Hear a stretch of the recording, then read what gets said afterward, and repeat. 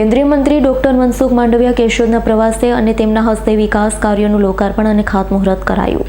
કેન્દ્રીય મંત્રી ડોક્ટર મનસુખ માંડવિયા કેશોદના પ્રવાસે માંડવિયાના હસ્તે વિકાસ કાર્યોનું લોકાર્પણ અને ખાતમુહૂર્ત કરાયું. કેશોદ નગરપાલિકા અને તાલુકા વિસ્તારમાં 110 કામનું લોકાર્પણ અને ખાતમુહૂર્ત કરાયું છે. રોડ, રસ્તા, પીવાના પાણીની સુવિધા સહિતના પ્રોજેક્ટના લોકાર્પણ અને ખાતમુહૂર્ત કરાયા. પીએમ મોદીના નેતૃત્વમાં નવા ભારતનું નિર્માણ થઈ રહ્યું છે. આજે ગુજરાતમાં 24 કલાક વીજળી મળે છે. ઘેડની સમસ્યા દૂર કરવા આયોજન બની ગયું છે.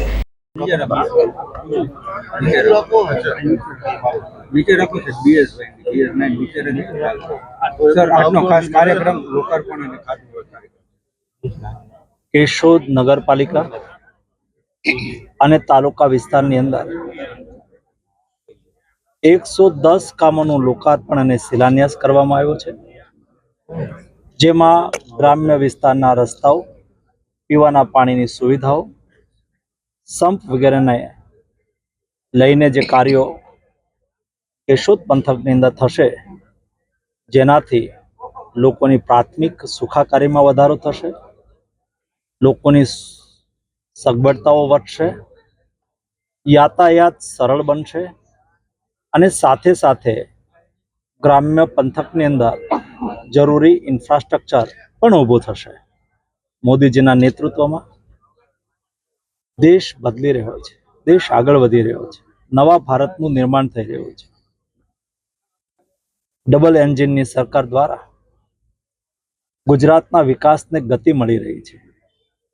વર્ષોથી પડતર પ્રશ્નોના ઉકેલ આવી રહ્યા છે. એક સમય હતો લોકો વીજળી ટાણે વાલું ટાણે વીજળી માંગતા હતા, પરંતુ અત્યારે ગુજરાતની અંદર જ્યોતિગ્રામ દ્વારા 24 કલાક વીજળી મળે છે. સાથે સાથે જંગલની આજુબાજુના વિસ્તારની અંદર કિસાનોને રાત્રે ખેતીમાં પિયત કરવા ન જવું પડે, એના માટે થઈને દિવસે વીજળી આપવાનું પણ ચાલુ થયું છે.